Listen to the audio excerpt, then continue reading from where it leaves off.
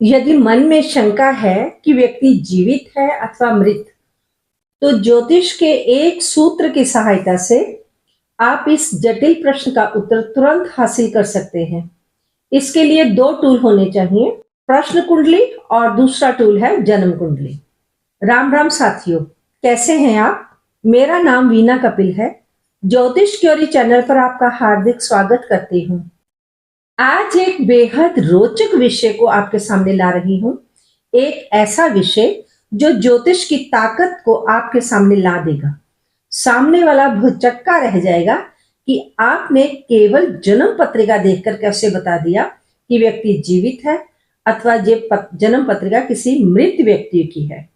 साथियों, जैसे ही आपके मन में शंका उत्पन्न हो कि व्यक्ति जीवित है या मृत है, तो तुरंत उस समय की आप प्रश्न कुंडली बना डालिए और इन छोटी छोटी संख्याओं को नोट करें।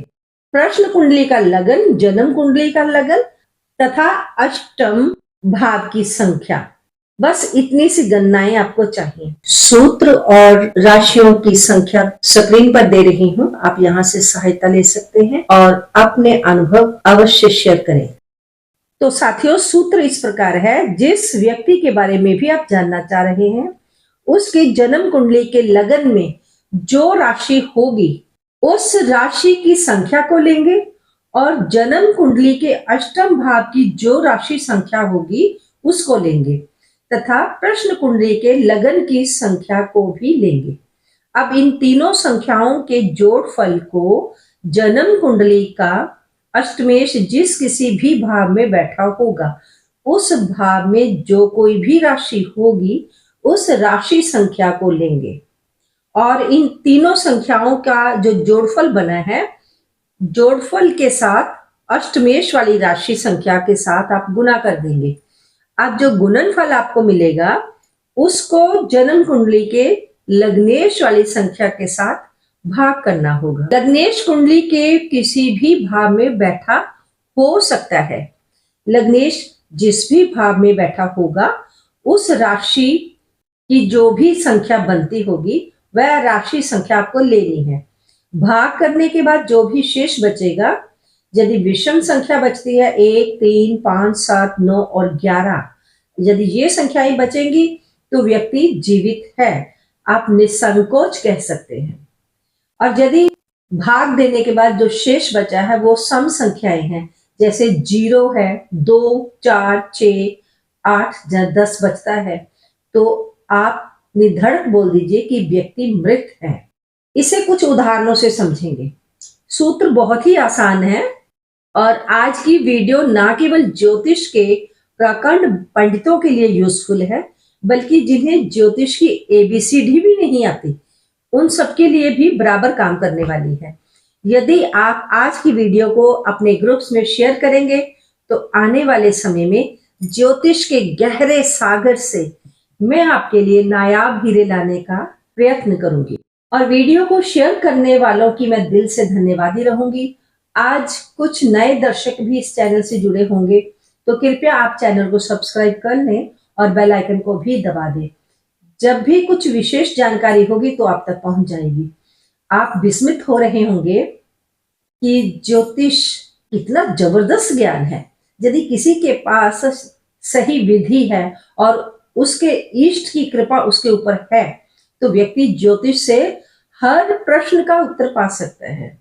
साथियों, आप स्क्रीन पर देख सकते हैं कि प्रश्न कुंडली मैंने 1 मई 2025 को लगाई थी। फिर मुझे ध्यान आया कि चलो पहले अपने व्यूअर्स को आजमा कर देखें कि उनके मन में मेरे प्रति और ज्योतिष के लिए कितना प्यार है। इसलिए 1000 कमेंट की डिमांड कर बैठी। चलो कोई बात नहीं, आपने तो नहीं किया, पर मैं अपना वायदा पूरा करने जा रही हूँ। अब सूत्र के अनुसार समझने की कोशिश करेंगे। इस कुंडली के लगन में संख्या 12 लिखी है, अष्टम में संख्या 7 लिखी है और प्रश्न कुंडली के लगन की संख्या आप देख रहे हैं कि 2 है। तो कुल जोड़फल हुआ 12 + 7 + 2 21। इस कुंडली के अष्टम भाव में तुला राशि आ रही है। तुला राशि का स्वामी हमें लेना है। तुला राशि का स्वामी शुक्र है। अब देखेंगे कि शुक्र अर्थात अष्टमेश शुक्र कहाँ बैठा है। इस कुंडली में शुक्र मेष राशि में बैठा हुआ है। मेष राशि की संख्या 1 होती है। 21 हमारे पास जोड़फल है, जो उसको 1 से ही गुना करना पड़ेगा, तो हमारी जो गुणनफल है वो 21 ही रहेगा। आप सूत्र मुताबिक लग्नेश की राशि संख्या को इस संख्या के साथ भाग करेंगे। तो अब देखते हैं कि लग्नेश इस कुंडली में कहाँ बैठा है। कुंडली के लगन में 12 का अंक लिखा हुआ है, अर्थात मीन राशि, और मीन राशि का स्वामी होता है गुरु। गुरु लगन में ही बैठा हुआ है। इस कारण हम गुणनफल 21 को अब 12 से भाग करेंगे, अर्थात डिवाइड करेंगे।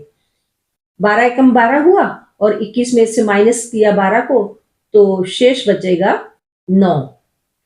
अब जो शेष बचा है उसे हमने देखना है कि शेष विषम संख्या है कि सम संख्या है। 9 क्योंकि विषम राशि है, तो हमारे प्रश्न का उत्तर हुआ कि इस कुंडली का जातक जीवित है। अब दूसरी कुंडली को भी चेक कर लेते हैं। ये दूसरी कुंडली तुला लगन की है। लगन में आप देख रहे हैं कि राशि संख्या 7 लिखी हुई है, और इसका ये जो अष्टम भाव है यहां पर राशि 2 लिखी हुई है। 7 जमे 2 जमे 2, तीनों मिलकर हुए 11। इस जोड़ को अष्टमेश वाली जो संख्या होगी उसके साथ हमने गुना करना है। तो अष्टमेश शुक्र है और वह लगन में ही बैठा है। लगन की संख्या 7 है, इसलिए इस संख्या को अब हम 7 से गुना करेंगे। तो 11 गुना 7 मिला 77। अब इस गुणनफल को लग्नेश वाली संख्या के साथ हमने भाग करना है। इस कुंडली में लग्नेश शुक्र है और शुक्र लगन में ही बैठा हुआ है, अर्थात तुला राशि में ही है, तो वहां पर संख्या 7 है।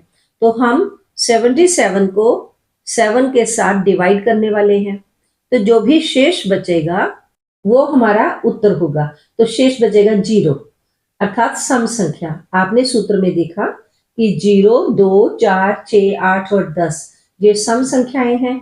इनका उत्तर होता है कि व्यक्ति अब इस संसार में नहीं है। साथियों, 2 मई 2025 को, अर्थात अगले ही दिन, मैंने फिर से प्रश्न कुंडली लगाई और 2 अन्य कुंडलियों पर इस सूत्र को ट्राई किया। आप सामने स्क्रीन पर समय देख सकते हैं। रात्रि के 23:36 अर्थात रात्रि 11:30 के बाद प्रश्न कुंडली बनाई, क्योंकि वीडियो बनाने और अपलोड करने में आप जानते हैं कि काफी समय लगता है। आप देख सकते हैं कि इस प्रथम कुंडली में लगन की संख्या 10 है और इस कुंडली के अष्टम में संख्या 5 है और प्रश्न कुंडली की संख्या 9 है। तीनों का जोड़फल हुआ 24। अब अष्टमेश को लेंगे। अष्टमेश सूर्य, क्योंकि वृश्चिक राशि में है तो वृश्चिक राशि की संख्या होती है 8, इसलिए हम 8 से गुना करेंगे। गुणनफल होगा 24 गुना 8 192। लग्नेश शनि तुला राशि में है, तो फिर तुला राशि की संख्या हमारे पास 7 हुई। अब गुणनफल 192 को 7 से भाग करेंगे, तो अंत में संख्या 3 शेष बचेगी। क्योंकि 3 संख्या विषम संख्या है, इसलिए इस सूत्र के मुताबिक ये जातक जीवित है। ये पत्रिका मेरे अपने ही परिवार से है।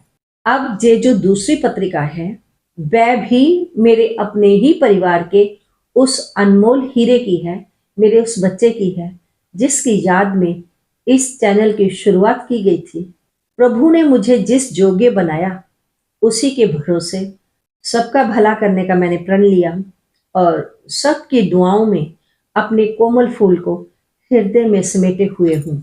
आप देख रहे हैं कि लगन में वृषभ राशि होने से लगन की संख्या 2 हुई। अष्टम भाव में धनु राशि है, इसलिए संख्या 9 मिलेगी और प्रश्न कुंडली के लगन में धनु संख्या होने से संख्या 9 ले ली गई। अष्टमेश पंचम भाव में कन्या राशि में बैठे हैं, इसलिए कन्या राशि की संख्या 6 को लेंगे और उसके साथ जोड़फल जो 20 हमारे पास आया था उसको गुना करेंगे, तो गुणनफल प्राप्त हुआ 120। अब लग्नेश, क्योंकि शुक्र सप्तम भाव में वृश्चिक राशि में बैठा हुआ है, तो वृश्चिक राशि की संख्या 8 को लेंगे और गुणनफल जो 120 हमें मिला है, संख्या 8 के साथ भाग करेंगे तो संख्या पूरी की पूरी भाग हो जाएगी। अंत में कुछ नहीं बचेगा, अर्थात 0 रहा। जैसे कि आपने सूत्र में पाया कि 0 संख्या सम संख्या होती है और सम संख्या मिलने का अर्थ हुआ कि व्यक्ति अब जीवित नहीं है।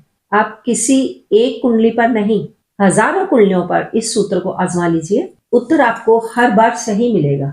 आप अपने इष्ट का ध्यान करके किसी भी कार्य को आरंभ करेंगे तो आपको सफलता अवश्य मिलेगी। यदि आप इस वीडियो को अपने ग्रुप में शेयर कर देंगे तो आपके साथ साथ ना जाने कितनों का भला होने वाला है, उनकी दुआएं आपको मिलेंगी। जन्म पत्रिका से ये भी देखा जा सकता है कि जन्म पत्रिका किसी स्त्री की है अथवा किसी पुरुष की है। इसका उत्तर मैं आपको नेक्स्ट वीडियो में दूंगी।